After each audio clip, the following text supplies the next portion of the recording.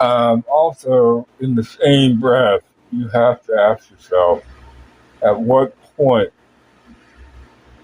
did shit get this terrible? It got terrible because people didn't care for one another. They stopped going to church. They stopped trusting one another. The community watch kind of speaks like in the cities now. The whites moved out to the suburbs, and the inner city kind of went into disrepair. Same thing. This has been a slow migration of the decline of not just the U.S. empire, but other empires before it. We are no different.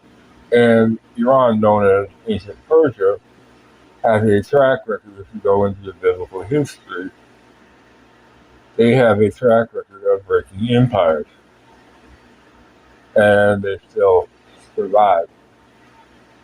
Look around the world.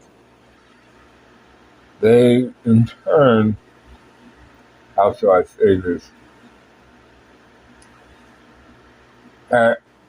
When we invaded Venezuela, and we're now trying to invade a country that we bit off more than we can chew.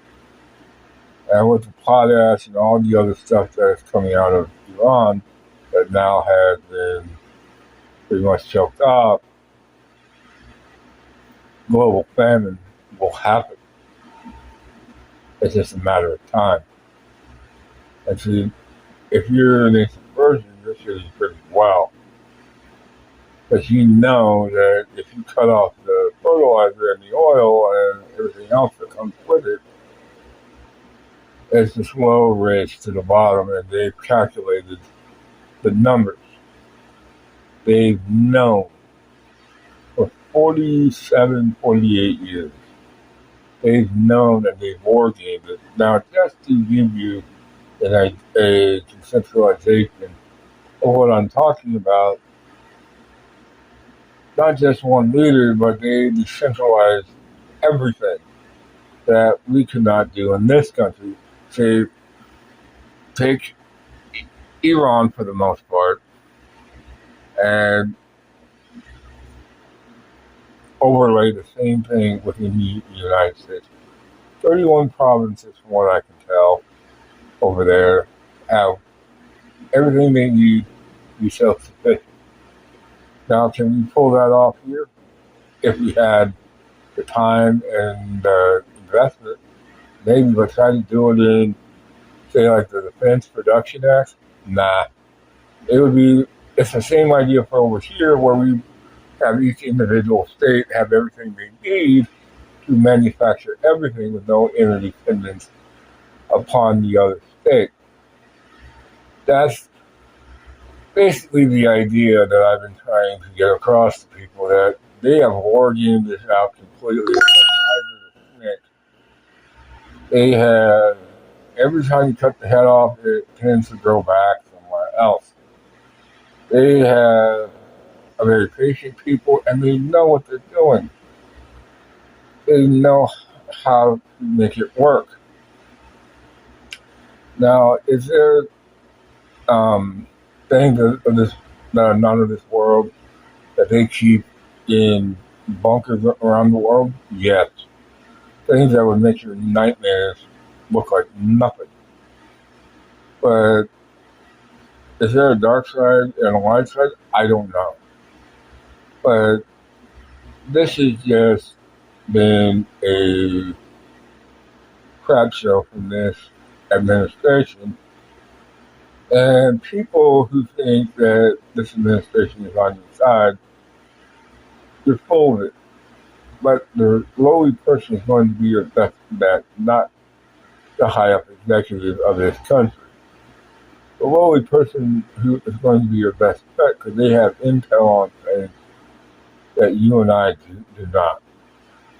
Now, you may think that I don't know what the hell I'm talking about, and I'm full of shite, and everybody's full of shite in one way or another. You're all full of shite. But it's what you do with the information that I give you or anybody gives you whether you act or you stay silent. So if you like what I do, like, share, subscribe. Oh, and another thing, I know I sound like I'm just a broken record. There are people that tell me that I'm a reprobate, whether you go on to social, whether you go on some of these conservative sites, that my mind is skewed to the point where I cannot think logically. When some of these people that hide behind the screen act all big and bad, but when it comes down to it, they probably look like some 100-pound soaking wet with these bricks in their pockets. The point that I'm trying to make, online bullying doesn't faze me no more. I've got what I call emotional scars of said burnout. Do I have burnout totally? Nah. But it bugs me nonetheless that certain people on the conservative right, and trust me, there's some on the far right and the far left that scare the crap out of me, but not in the way you think. But they scare the crap out of me because they tell me that they believe what they believe, and there's nothing that I can do to persuade their mind. But they're so firmly entrenched in their ideology. And someone like me who's in the middle, who has just as much problem with the orthodoxy of the right and the ideology of the left, I see the game for what it is. It's a divide and conquer the lower class of the people so they, the rich, can run off with all the fucking money. Happens to work. And he's transplanted behind all over the world in various forms or others. And if you truly want to understand is, I'm not your enemy. It's the politicians at the top and the billionaire class that is at the top. They are your enemy. They are the ones who have all of the centralized power. And I tend to punch up. I don't punch down. There are people on the left and the right that are both confused and upset because they think it will only go a certain way. But what if I told you people at the top know how to, they're getting in your mind and know how to pull strings capable enough to make you do whatever they want. Like, say, with the climate crap. They come out and politically say, oh, by the way, there's no climate problem. So that tells me it's a massive wealth transfer from the poor to the rich since 1978. And the more and more you start to see the productivity has gone sky high, but wages have not kept pace. And what I'm driving at here is people who believe the billionaire class is going to save them, they're full of shite, plain and simple. Because they know where they're going once they pass on. They're going straight down there to the hot spot. They know it. So they got to get there while they're getting the good, kind of like Ronald Reagan when he said, at you, I got mine. Plain and simple. And that's what Donald Trump and some of all these other billionaires and the billionaire class think. They look at you not as subhuman. They don't see you as human beings. They only see you as someone who had a use, so to speak, and now they need to be phased out. Why do you think they're building robots with AI and training them on, how do I say this, without getting my channel being murked. They want to murk large parts of the population and replace it with AI. But the question I ask you is, there will be a brutal, and I say brutal, um,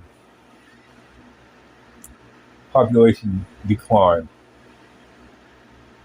And I say population decline not to scare you, but this is always their plan.